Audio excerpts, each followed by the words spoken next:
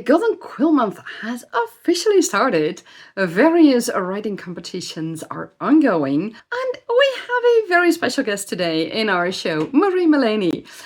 Unfortunately, we also have a small warning. I'm your host Ilse, and together with my co-producer Hala, I bring you the latest news about upcoming and ongoing online and offline writing events, books published by indie authors, hybrid authors, and small publishers, and much more. Let's dive into this week's indie author news. Last Wednesday, we officially kicked off the Golden Quill Month. How is it going for you? So far, I have to say, I have set my goals pretty easy for myself. I decided that I would just keep track of all the writing achievements I made this month. That is inspired by everything that's been going on last month. Did you participate in last weekend's Storyteller's Hearth writing event? Let us know all about it, what you did, and how things went for you. This April, you can submit your stories and poetry to a lot of competitions. There were way too many to list them all here, so we have put a link in the show notes below to the page where you can find an extensive overview of all these competitions. Have fun participating in them. If you are looking for live writing events on YouTube, we have several listed for you in this prediction for the week. On Monday, you can join me, Miranda, and Holly Davis in our live streams. On Tuesday, Shanon Huston, the Paper Tiger, and Mama Maggie, as she is affectionately known, take over to guide you through more live creative sessions. These are followed on Wednesday by productivity sessions from Kay Parquet, the Dawdling writer, and Jenna the Soul writer. Thursday, you can look forward to joining me again and Laura Crampton and the eccentric Raven for creativity and productivity sprints. You can close your work week and ring in the weekend on a Friday with Foggy and Hoggy, the Dawdling writer, and Jenna the Soul writer. To get into the weekend groove, you can join Cat's Novel Adventures, Miranda, and Gillian, Jamie, and the Paper Tiger on Saturday. And on Sunday, you can close the weekend with Kay Parquet, Paper Tiger, Doc Coleman, Morgan Hazelwood, and Taco Toomey. Let us know which live streams you are going to attend. Like I said earlier, unfortunately, we have to tell you about an author who is being impersonated. This time it seemed, on the surface, a legit email from Jenna Moreci talking about a comment I left on one of her videos. However, the email address was fake. Did that give away? Her name in the email address was spelled incorrectly. Which author does not know how to spell his or her own name? And the rest of the email address was also completely incorrect. Now, if you ever get an email from an author that seems to be legit, please check the spelling of the author name. And always check the email through their official channels to see if this is a legit email. In our previous show, we told you guys about 2 book releases. One from Devon Gambrell, The Witch's Mirror, and one from Shanon Huston, The Florist's Budding Desire. Have you read any of them? Let us know what you think of it and what your favorite parts of the books were. And now to some special book releases. We have 2 special book releases for you this week. The first is Dragons and Dreams from co-authors Rachel D. Adams and Dawn McClellan. Dragons and Dreams is book 5, the riveting conclusion to the Dragon Tasker series. A high-intensity supernatural thriller that blends urban fantasy and paranormal romance.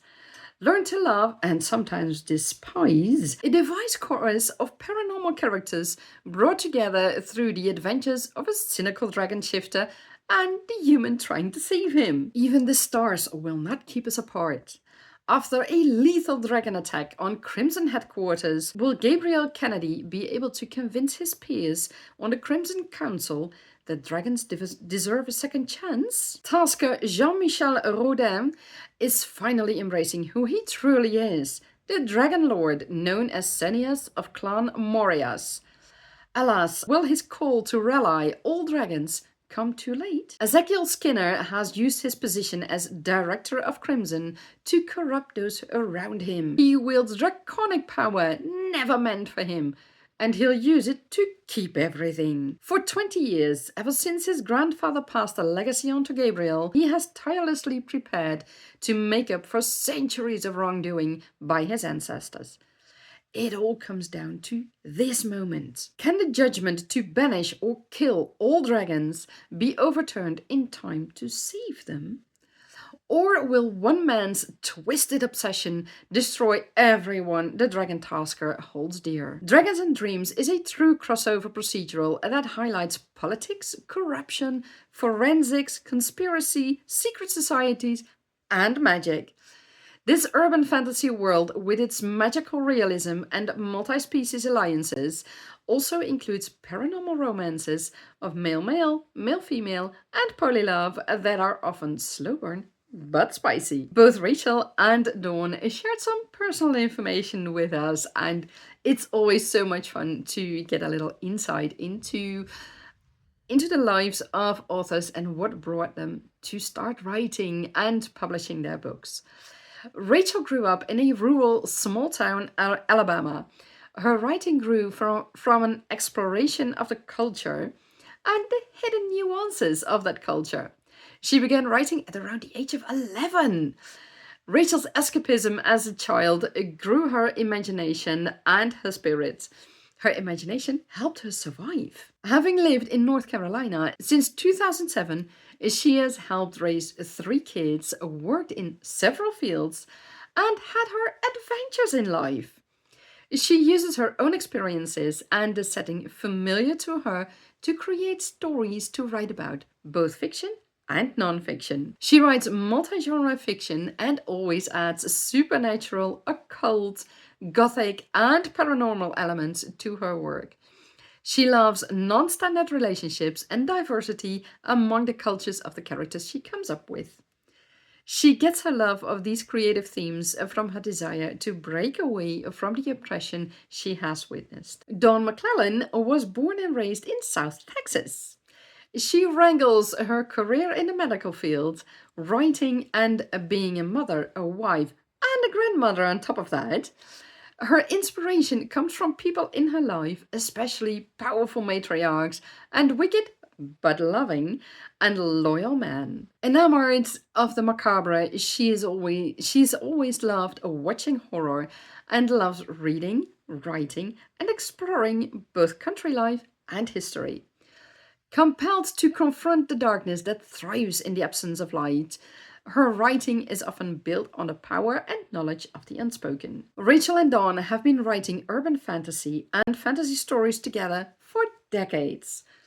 Meeting on the very first internet forums, groups, and clubs, they became fast friends and collaborators. Together, they have written original fantasy, urban fantasy, sci-fi, and fanfiction, together and with other hobby writers. They love writing all kinds of diverse characters, allowing those characters to drive the plots while keeping true to their cultures. They began publishing their stories in 2021 thanks to some pushing from their friends and relatives and families. In the coming months, you can meet Rachel and Dawn at various events in North Carolina on the east coast of the United States. You can check the link in the show notes for a full overview of these events. After the book release of Rach D. Adams and Dawn McClellan, I want to introduce you to another book release, and that is Worldbuilding Blueprints, and that is a special release from Marie Mullany, who is an expert in world building, and both me and Hala thought it was a splendid book to cover today in our show. And this is the book for all world builders, game masters, dungeon masters. If you are into game design, video games, other games, you can't miss this book. So let's dive into it. Marie, before we get into the details of your book, can you tell us what made you start world building? What was the seed that made you start it? Well, to go back to talk about why I started world building, we have to go back to like university, which is a long time ago, longer now than I like to think about, really. And when I started to play Dungeons and Dragons and so on with my friends, back in those days it was AD&D, and I became the game master because I enjoyed telling the stories and having other people interact with the stories. And as such, like, world building just became a thing that I had to do, and I enjoyed it very much. I enjoyed putting together societies and thinking about how societies would work and so on. And then really, it was cemented as a hobby that I absolutely love when I started live action role play in 2008.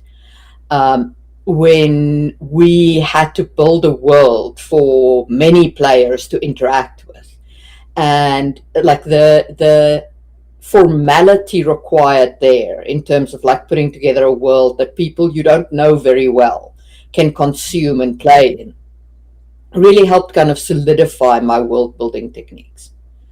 Yep. And then COVID came along, and I had time on my hands, so I imagine that's a wonderful start. For me, world building didn't start until I found that I couldn't imagine dragons here on Earth, and I wanted to write a story about dragons. So I needed to find a way to either make them live here on Earth or just create something entirely different. And that's when the world of world building opened up for me, and it was incredible. It still is. It still is. And it's so fun to see other world builders like yourself and so many people having so much fun with world building and with sharing their worlds and everything they've learned with world building. So yeah, that's every day I still learn, and I love that. So you said that you started world building back in the days on college. What influence does that have on your life? What does world building mean for you and in your life? Well, I mean, it has multiple different meanings. So obviously I write fantasy these days. So I have world built extensively for my stories. Mm-hmm. So obviously I can't write without world building. Mm. And I still run a role playing game for which I world build, and it's also world building for me is an interesting exercise in what if. So I will encounter, like at the moment I'm reading a book called Goliath's Curse, right, mm-hmm. which is a book about societal collapse, and the various societal collapses we've had in our world and so on. And when I read a book like that, then I tend to translate it into, okay, so what would that look like if you had dragons, mm-hmm. if you had magic, if like how would you tell a story in this with fantasy elements? How would that change and so on? So it's to me endlessly entertaining to think about what would happen if, and then explore from there. Yeah, that's so awesome. That's the fact that we can do that and that we find joy in it, and that we can think of so many scenarios and so many possibilities to make these worlds and make them truly our own. That's so incredible, and I love that about world building as well. You have a channel for the audience. It is linked in the show notes below, so be sure to check out Marie's channel. You have done it, are now still doing the podcast about Worldbuilding Blueprints. What made you decide in the end to write your own book, Worldbuilding Blueprints? So I had been doing just-in-time world building, my YouTube channel content, for I think 3 years. And in those 3 years, I'd made a lot of videos, but they're done in a very haphazard way, because it's basically, as an idea occurs to me, I make a video about it. Or as an idea for a series of videos occurs to me, I make a video about it. But there's no, they're not super structured or anything. And somebody in the comments said, I really wish you had a step-by-step guide. So it was like, well, surely there are already books that do step-by-step guides. So I took a look at some of the world-building books. And my problem with the world-building books that I checked out is that they tend to focus on magic and places and so on, and not on what makes, how do you approach a whole world, firstly? Secondly, how do you do it without getting trapped in endless world building? Right? How do you break out of world building and actually run your campaign or tell your story? And thirdly, very few of the world building books that I've encountered deal with causes, right? So, and by causes I mean, why is the religion like that? What makes a religion turn to sacrificing people? Why would a religion do that? Good question. Yeah. but I mean, it is an interesting question, right? Yeah. Many of our religions across the millennia of human civilization have done that. Yeah. But why? And what makes us grow? What makes a religion grow out of it? So that they used to do it and they no longer do. These are interesting questions. And that was sort of the approach that I took with Worldbuilding Blueprints. So the purpose of Worldbuilding Blueprints and the podcast that accompanies it, because it has its own separate podcast, which is also surfaced on the channel, but is also a podcast that is released once a month. And its purpose is that it organizes my thoughts and my contents around a single topic.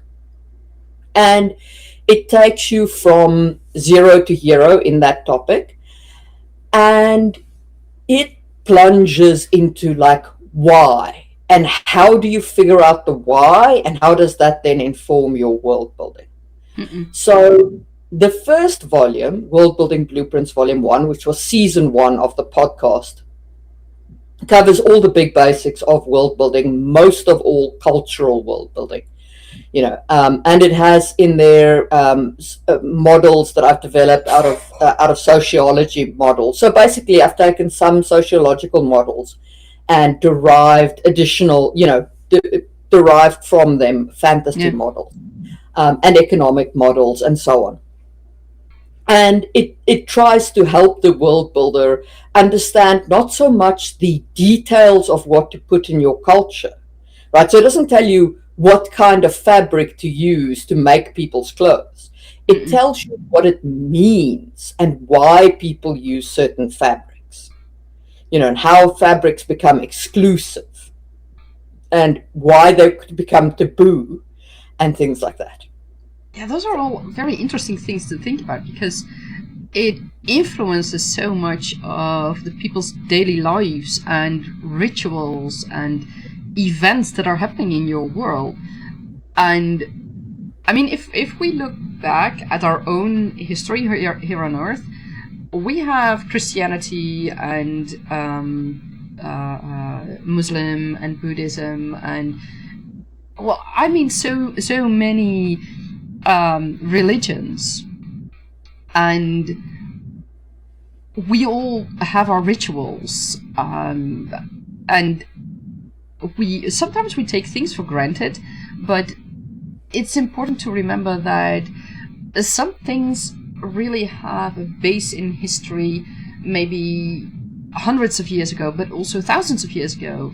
And if you take that into account, like you say, how do things change, and what does that have for an effect on your world, on your people, and not only in the past but also on your present day characters, those are all things that are very important and that can help really shape your world.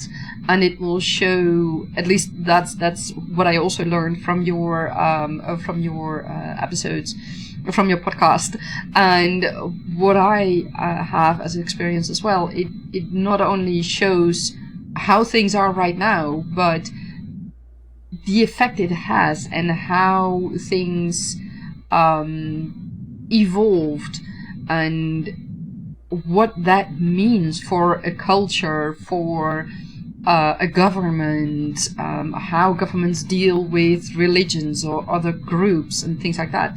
And yeah, that's so important to look at. So yeah, I love that.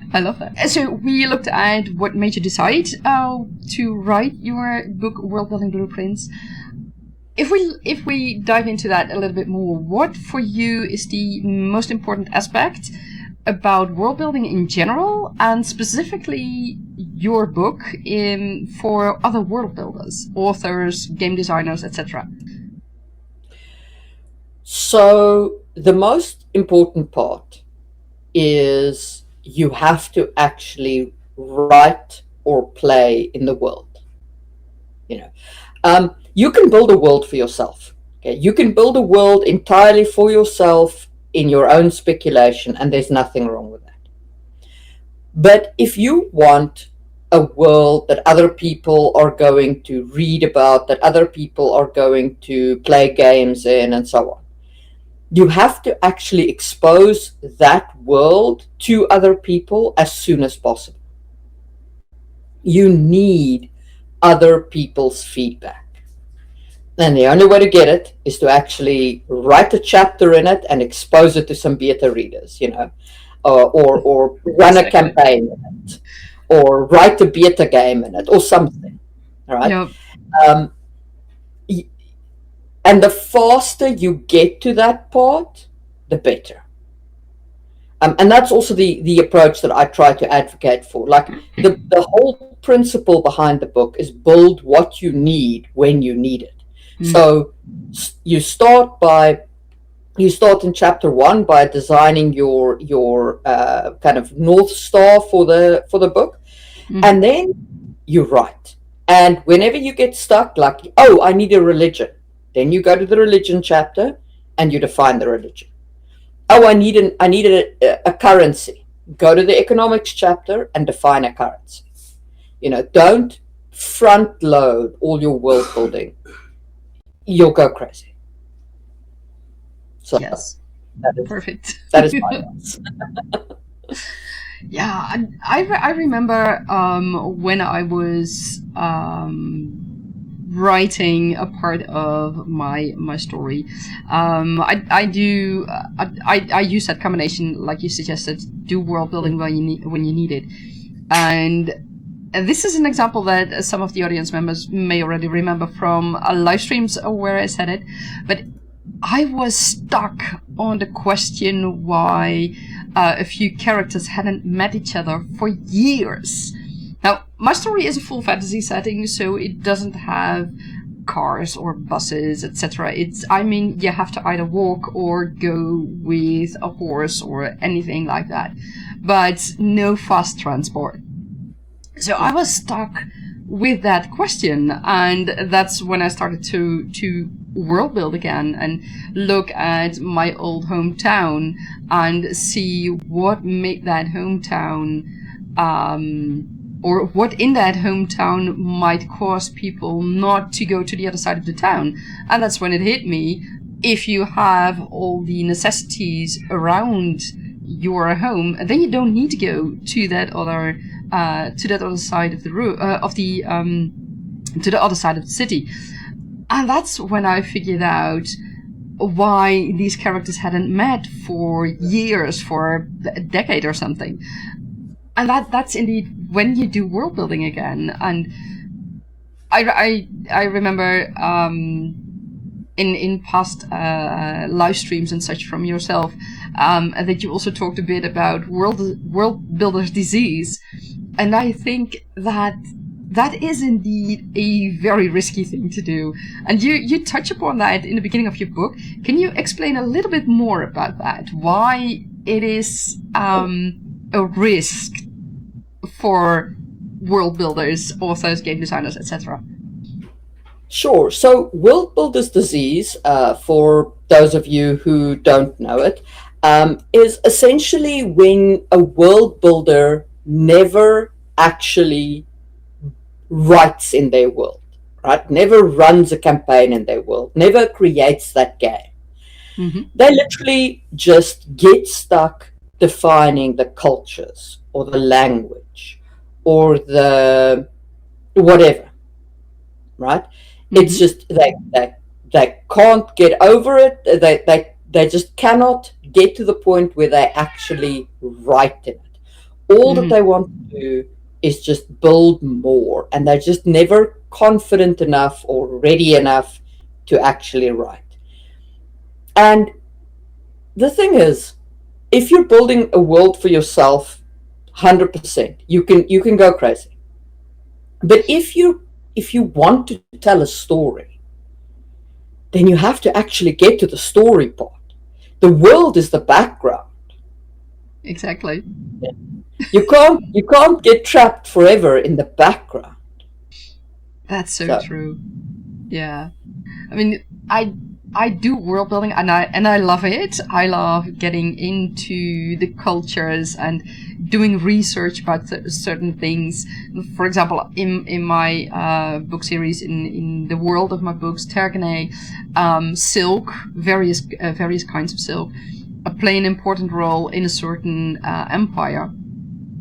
And I only found out that there were actually several kinds of silk just by chance with a video that popped up in my YouTube feed. But it was the moment that I looked into it, and I was like, okay, so there might actually be a reason why silk has different prices, and why certain produce could be at risk, could be sabotaged, could be the downfall of an economy, things like that. Because at first I was like, yeah, okay, silk, it's silk, and yeah, what's there to talk about? But then I found it, and I was like, yeah, there's a lot to talk about. And it also gave me inspiration for my story to do something with that, and that's wonderful. But indeed, I can actually use it in my story. It's partially the base of certain things that happen in my story. Otherwise, it would have just been fun background information. So yeah, I feel you when you say that you need to make sure that you keep on writing and or making that game accessible to others, the game or your story, and then not only keep on world building. If you plan to write a book or game or make a game with that others can play, because if you just keep on world building, nobody will ever get access. And the beauty of world building for me, and maybe you recognize that, Marie, is that you can share the world with others, and that they can enjoy the world as you see it, and maybe interpret things on their own. But it's to share, and I love that. Yeah. Silk is actually very interesting in that it is one of the earliest cases of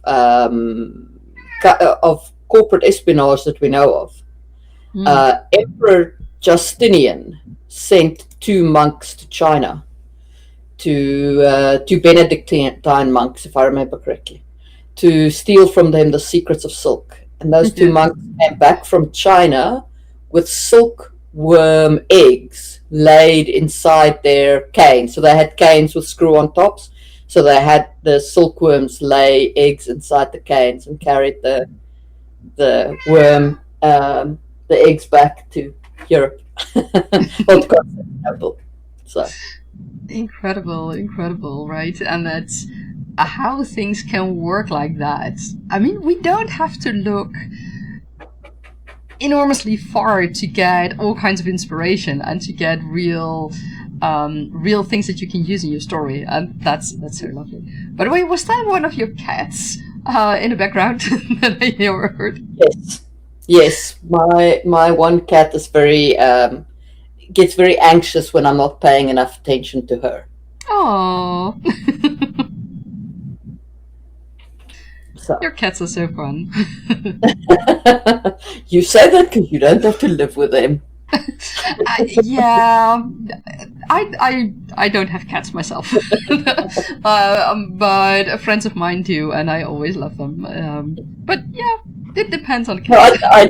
I love them very much, but man, that can be annoying. Anyway. Okay, so we looked at Worldbuild's disease as a risk, but knowing that we have that risk that we can all fall into. What is the red thread of which you think in your book that you can say you need to look at these things in your world to make your world really in depth and believable for your readers or for your game players?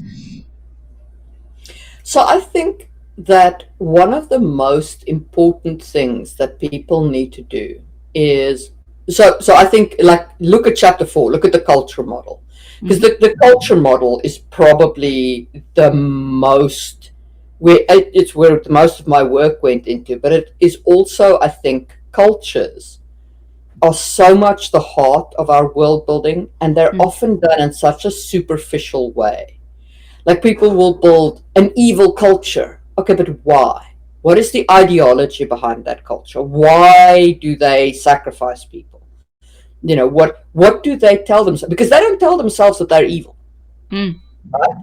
We make that judgment. They are the heroes of their own story. So how are they the heroes of their own story? What is the mythology that they use to justify their culture? And I feel like that is such an important part of world building. When you are building villainous cultures, or, you know, antagonistic, I guess might be a better word, antagonistic cultures or antagonistic factions and so on, don't build them from the perspective of your protagonist who's fighting against these factions or cultures or whatever. Build them from the perspective of somebody inside of that culture who believes in that culture. What do they believe the ideology to be? What do they believe the faction to be? You know, what do they believe the morals and the taboos and so on to be? And once you understand that, the culture will feel so much more real. And just because I say, like, do it for the antagonist doesn't mean you should, you know, not do it for the protagonist. Because I've seen that too. People kind of skim over creating a good and honorable culture or a good and honorable faction. It's like, yeah, okay, but why? Like, why are they like this? Why do they believe that all people should be equal? Right? Why do they espouse this as a value? What mythology do they tell themselves about this? Yeah. You know, because every culture has myths. Every culture has myths and lies they tell about themselves to themselves, and those myths make the culture work. Yeah. So what myths exist in your cultures that make them believe what they believe about themselves?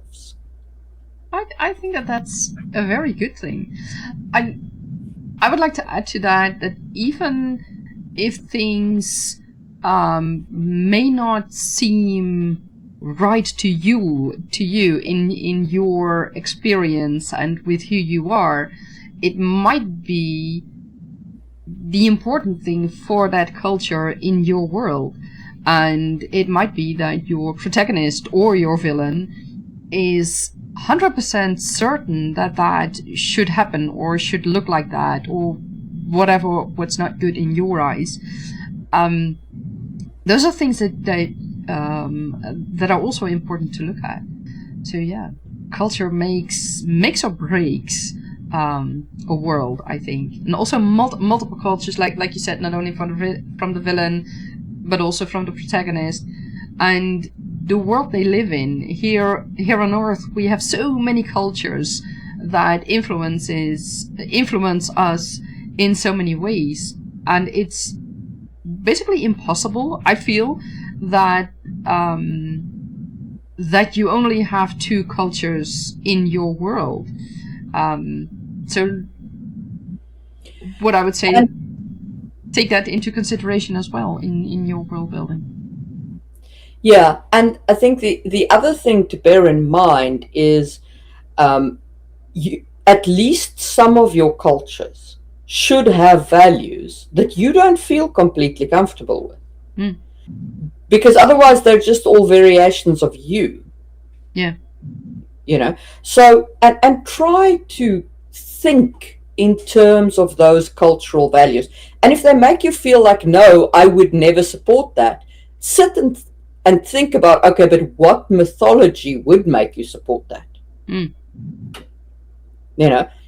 Because we would all support everything given the right kind of myths or lies or perspectives or ideological, there's nothing unique or whatever about humans. We would live within a culture.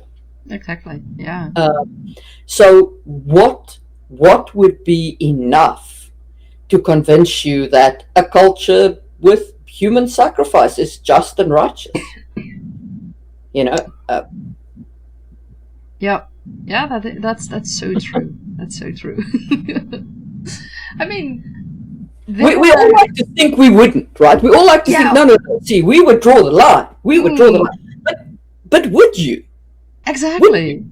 Every culture, including mine, including yours, at some point has had human sacrifice involved in our activities. Yeah. All of us have done it. So at some point, all of our ancestors, from whom we are not DNA-wise that far removed, were okay with this. Yeah. So what's the ideology that made it possible for them? For most of it, in most of our cases, it was things like appeasing the gods, bringing back the harvest, all of those kinds of things, right? Yeah. And I mean, that is a powerful reason. Sending the leader into the afterlife. Yeah. We have a strong history of building incredible monuments to swan song our leaders into the next life. The pyramids of Egypt, the Viking funerals, the Chinese, the Chinese terracotta army, and so on. So, and people were sacrificed for those things. Yeah, exactly. Yeah. So apparently we were fine with it. Yeah. I mean, even children way back when, thousands of years ago, or hundreds, were sacrificed. There's evidence of that. So what would take a culture, what would take a parent to sacrifice their own child? But also, how far would you go? And that also speaks to the characters in your story. How far would you go to save your loved ones? Would you draw the line at shooting someone? Would you say, no, I'm not going to do that? Or would you say, okay, so that saves all my loved ones? Okay, I'm ready to do that. Let me do that, even though it goes against the grain of who you are, and that those are also things that can help you look at cultures when, like Marie just said, when do you reach that line, or where you actually cross it? Why do you reach that line? What happens? And how does it become part of, or rather, how does it become normalized as a part of your of that particular culture? So yeah, that's so important to look at. So many aspects of the culture. If there is one thing that you could give to, one advice, one tip that you could give to other world builders who are starting out on the path of world building, who haven't read your book, who haven't done a lot of research on world building yet, who would like to start with world building. Of course, my tip would be buy your book. And listen to your podcast, because you give so much in-depth information, and I really would want people to learn from that and to really make themselves make their worlds better with it. Well, what would your number one tip be? So I have, it's a kind of combo tip. Read fantasy, because you're going to need ideas that other people have had, but read history. Like, consume the history of our world. The more you know about our world, the better inspired your world building will be. And not just history, but history is the biggest one, because history gives you the most information. But I'll give you an example. I was world building a ocean culture, not an ocean culture, an island culture, right? So they live on an archipelago, and so they're kind of roughly based on the Polynesian kind of the Pacific Islands, right? And I was trying to figure out how to get water onto this island. I was like, how would water work? The island is not big enough to have streams and whatever. And so I went researching on, what's that like in our world? And there is like the coolest thing in the world. So when it rains, when fresh water rains on the atolls, on the islands that are reef created, there is a freshwater bubble that builds up on top of the salt water, right? Because fresh water is lighter than salt. So anyway, so it floats to the top, right? And it rests on top of the salt water as a kind of like a water table just underneath the sand of the atoll. So you can drill, if it's rained reasonably recently, you can drill and you get fresh water. Okay. Even on these atolls. I was like, that is so cool, Yeah. And in our world, it's named after whoever, discovered the mechanism by which it happened. I can't remember, the lens, something water lens. I can't remember who discovered it, but it gave me a great way to include this into my Pacific Islands culture. Now, they don't know exactly how the phenomena is formed, but they don't need to. They only need to know how to use it. And then they have a mythology, about the goddess placing it there and it being her tears and all, all that kind of thing. But actually, it's just a natural phenomena. And it's just cool. So consume things about our world. The more you know about our world, about our sociology, about our patterns of behavior, our cultures, our history, the more inspiration you have to draw on for your fantasy world. Yeah, exactly. Yeah. And I would like to add to that, to not only look at us humans, but also look at creatures like elephants or whales or lions. But also the little creatures, the insects like the ants and butterflies and bees. They all have, in a way, a culture, things they do to protect the young or the eggs, or the queen, like the bee queen. They do things, and you can learn from that. and they, for example, the bees will attack hornets en masse to get that thing out of it. It may kill several bees in the process, but in the end they get the hornet out of the nest, out of the bee nest, not out of the hornet's nest.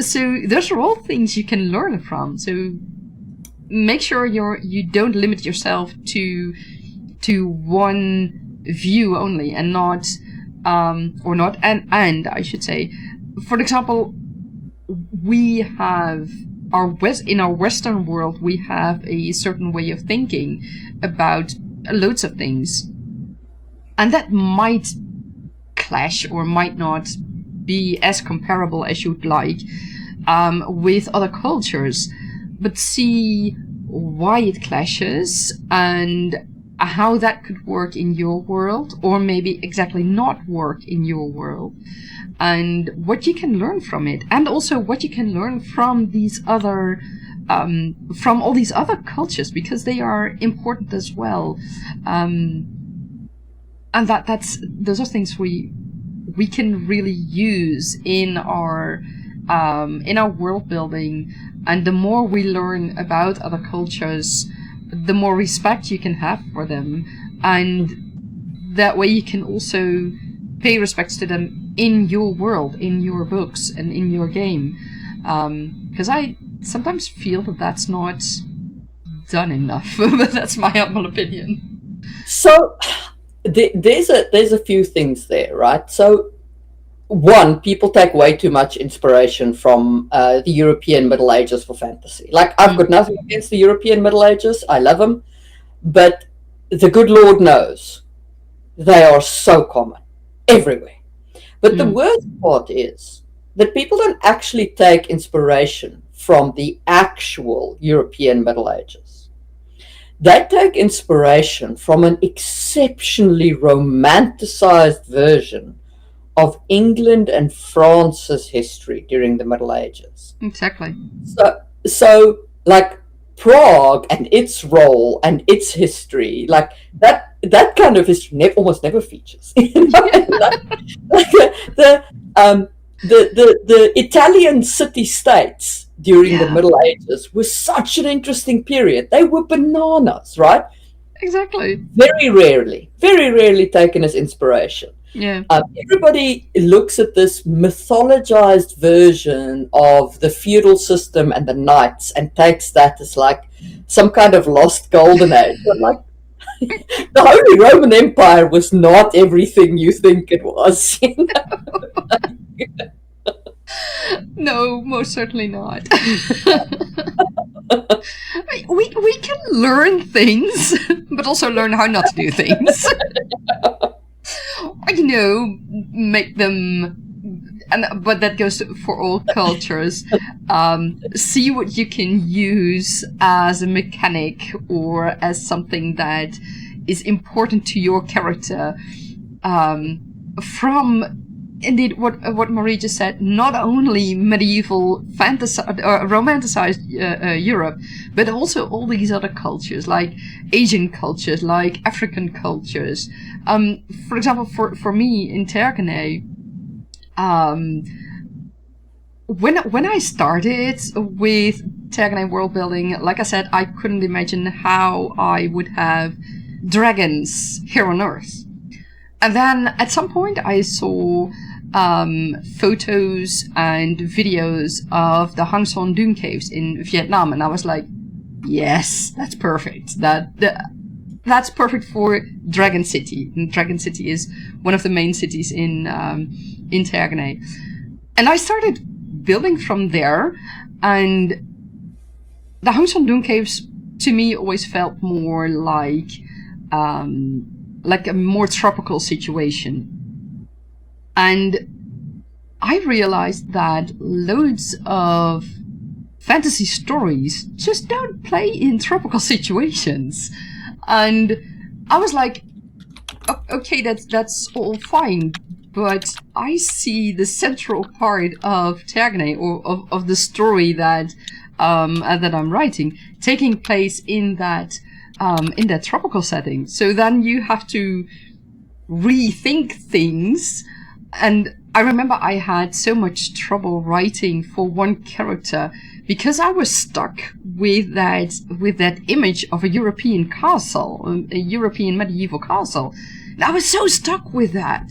And I was like, why doesn't it feel good? And then I looked at similar buildings in the tropics and in China, for example, and in Indonesia, where my ex-mother-in-law comes from. And that's when I realized I'm looking at it completely wrong. And that's, yeah, like you said, look at other things and see how you can incorporate them. So there's this theory of cultures, which is like, cultures develop kind of due to their material conditions, which has gotten a lot of flack because the original guys who invented it were, racist European men who were like, our culture is superior because of, it's inevitable that our culture would be superior. And I do not endorse that view, but the theory is not invalid. You would not, like, I grew up in Africa. You would not in Europe encounter grass huts the way you would in Africa. And I don't mean like a grass hut which is going to fall apart when a big bad wolf breathes on it. I mean like a grass hut with full blown walls, and windows and everything in it. And it's built with grass because it is breathable. And in the heat of Africa, it is an amazing building material and a plentiful one. Hardwood is not plentiful. You don't even have that much clay to make bricks with necessarily. So building with grass becomes its own skill, right? And that wouldn't develop in Europe because there is wood all over the place. So you're going to build in wood. These things do flow from the materials you have on hand. And if you try and take a European castle and you plop it down in the tropics, it's going to look wrong, it's going to feel wrong, because nothing about that culture would happen in the tropics. Nothing about the culture which eventually built castles has roots in the tropic. And you need some kind of roots for why these things exist. So true. Yeah, that's true. And it's I based one of my desert cultures on the Uvambu people of the Namib desert, because that's the other thing, right? People tend to, when people say I have a desert, they all default to, like, I don't know, the Sahara or one of the North American deserts, like the Nevada desert or whatever. But we've got a plethora of deserts in our world with many, many different kinds of people in it. You do not have to default to like the Sahara desert or the Gobi or the Nevada desert. So that's the beauty of our world. We can learn so much from it and apply it to our own worlds. And I like that. Okay, I think we've covered the other question I had. As an author of fantasy novels, what tip would you like to give other fantasy authors? Or is there one specific tip you would like to give other fantasy authors that is maybe not sec world building? Write. The only way you get better at writing is to write. I know that sounds trite, but really, write and get into a writing circle or join an online writing circle, like Critique Circle or something like that, and let other people critique your writing and take their feedback and advice. Don't think that you know better. But there is only one way to get better at writing, and that is to actually write. That's so true. And it's one thing to remember, to keep in mind for that is ask people for critique, but it doesn't mean that you need to adjust your story all the time based on all the critique that you get.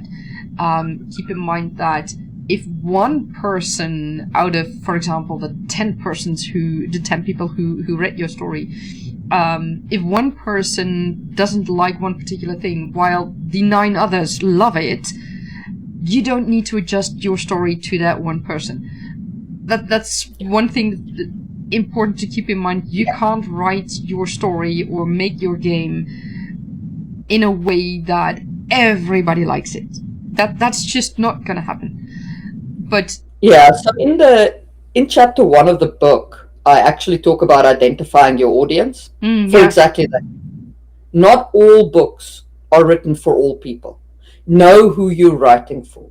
Exactly. And then operate on the 80% rule, right? If 10 people read the story and 8 people are like, it's magnificent, and 2 people are like, it sucked, the 2 people are not in your audience. Yeah. And the 8 people are right. Yeah. Exactly. Yeah, those are things to keep in mind when you get critique, when you get feedback. And you don't always have to adjust your story.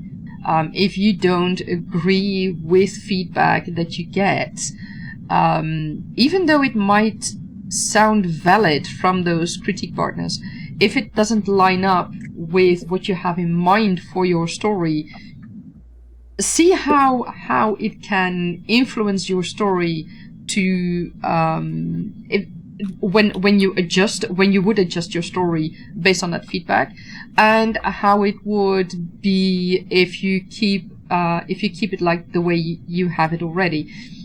Look at that difference and look at what it means for your story and for your characters. But remember that you don't need to adjust your story to everyone. But critique can be taken in various ways. It can be a technique part. It can be also about the whole the story in general, about characters who people don't have a click with. So there are so many things about world building, not enough world building details, or way too many. That also helps, like Marie says, your audience. I mean, I love Tolkien, for example. I love Lord of the Rings. I love the details that are in his books. And when I watched the movies, I missed certain things. And I do realize that, I mean, you can't take everything in a movie. And I watched the director's cut, the elongated versions. So, and I still missed things. But I also do know that Tolkien is not for everyone. Some people have a bit of a problem with the amount of details he has in his stories. But like Marie said, like you said, Marie, it's the question, who is your audience? And if you love to include world building details, keep in mind though, and Marie has said that as well, it needs to function in your story. That's very important. You can throw in world building details, but if they are not important for your story or for your characters, for the worlds, then it's basically useless information. Yeah, that. So yeah, I think that those are our tips. And Marie, as a closing question, if you could ask our next guest, we don't know yet who it is, one question about either world building or writing or the path of the author has taken to get their book published, what would it be? What does magic represent in your world? Is it wish fulfillment? Is it power? Is it the power of the oppressed? Like, what is the purpose of magic in your world? Excellent. What is the purpose of magic in your world? So people, dear audience members, help me in thinking, Marie, with joining us, or for joining us, I should say. And check out the links in the show notes below for her podcast, her channel, and her books. Because Marie has not only written Worldbuilding Blueprints, but she has several other books that she has written. So check them out in the show notes below. And for now, this was it. Thank you so much, Marie, for willing to do this, for participating in this. And I loved it. I hope you liked it too. Perfect. Thank you, Marie, for giving Hala and me a copy of your book, Worldbuilding Blueprints. We highly appreciate it. And as a world builder myself, I always look forward to have the experience of other world builders at my fingertips. Do you have a writing event, a book release, or a crowdfunding campaign coming up? Or do you happen to know news about that? Be sure to fill out the form that is linked in the show notes below. Our next edition of our show is April 17th. Now, if you would like your news to be featured in that edition, be sure to submit your news at the latest on Sunday, April 12th. That way we can still include all your information. Hala and I want to thank Rachel and Dawn for informing us about the release of their book Dragons and Dreams. And we would like to thank Marie Mullany for her wonderful interview. Now that spring has really started, we wish you all a wonderful time filled with creativity and magic. May you have a wonderful Easter or whichever holiday you observe this weekend. I will leave you with one world building question. What festival, religious or otherwise, in your world was inspired by Easter? Let us know in the comments below, and we might feature it in our next edition.